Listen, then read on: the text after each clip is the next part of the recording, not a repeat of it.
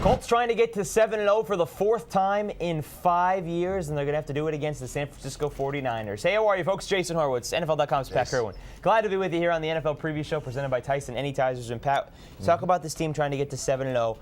The other years have been under Tony Dungy. It's Jim Caldwell's first year. No rookie coach has ever started 7-0 since the merger. Not many of them get Peyton Manning. No, that's true, too. He kind of fell into this great situation, but you have to do stuff as a coach as well. We'll talk about the job that he has done and what this team has done. Well, there was a great transition. Bill Polian deserves a lot of credit here. The players all got used to Jim, and Tony started letting him do head coach type things, talk to the football team last year. So the transition was as smooth as you could ever make it. That's why this team is not missing a beat, and that's why this team is going to roll through this schedule. Maybe win 15 games. That'd be very impressive. And then all of a sudden we start talking about, can they go undefeated like the Patriots a couple of years ago? That's a long way away. We're only in week 8. Let's talk about Peyton Manning. He didn't have to throw 300 yards last week because they just dominated the Rams, but it would have been his 6th straight 300-yard game. All right, fine. He didn't have to. What about this week against San Francisco? Does he have to throw for 300 yards?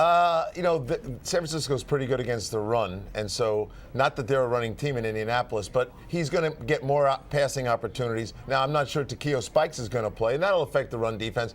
Doesn't look like Donald Brown will go, but Joseph Adai will have a big day if given the opportunity by Peyton. Peyton comes out and reads the coverage. He's a coverage-beating passer. That's what he is. He's not a great thrower.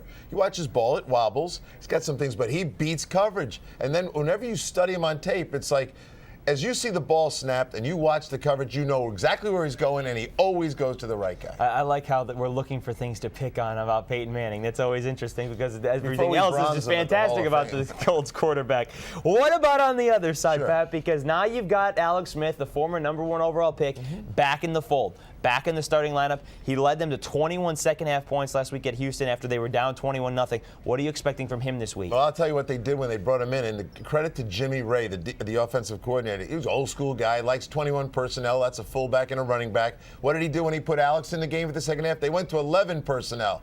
1 tight end, 1 running back, 3 wide receivers, spread it out. Looked a little bit like Utah. Looked a little bit about like the things that Alex was known for when he came into the NFL, and they've got the right personnel. Their decision was, let's play Josh Morgan instead of the fullback. That created problems for people, and they spread him out. And now Vernon Davis to me is the guy who reminds me more of Shannon Sharp than anyone who's come into the NFL. He's physical, he's fast, he's a killer in the red zone. So you see Alex. Now Alex gets a whole week of practice with these guys. He didn't get a lot of reps going to that game. Needs a lot of credit for what he did. 3 touchdowns, all to Vernon Davis, as you mentioned. You also have a good wide receiver, and Michael Crabtree showed last week. One game and we know he's good. No. But you have a guy who at least is a weapon. At least is a weapon. Him. And you got Frank Gore, who's back. Last week he couldn't run against Houston, but 13 for 32, but at least he's back. So now you got a running back. You know you've got a tight end, and you've got a receiver who could be. This could start becoming an offense that could start rolling. But does that show up this weekend? That's the question. Well, I don't think so. And you're in Indianapolis, and you got that pass rush that they have. And so when Alex gets to throw the football, and they're going to have to play a lot of catch up.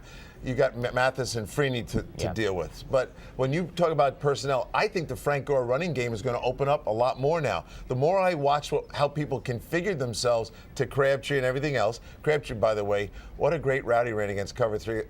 He's been a slant route at Texas Tech guy, but he started to show things. He got the corners turned, made him think he was running a post, brought him back out, got wide open on the boundary. That's the kind of stuff. On a third down play. And it was a Reggie Wayne type route, so I was pretty excited for him. I agree with you. I think he's a great player. All right, but you don't think they're going to win this weekend? No. We'll see how it plays out. It's 1 p.m. Eastern. For more on this game, stay right here with CBSSports.com. That'll do it for the NFL Preview Show presented by Tyson Anytizers. The meaty Good Man Snack. For Pat Kirwan, I'm Jason Horowitz. Should be a good football game. Oh, yeah. Take care.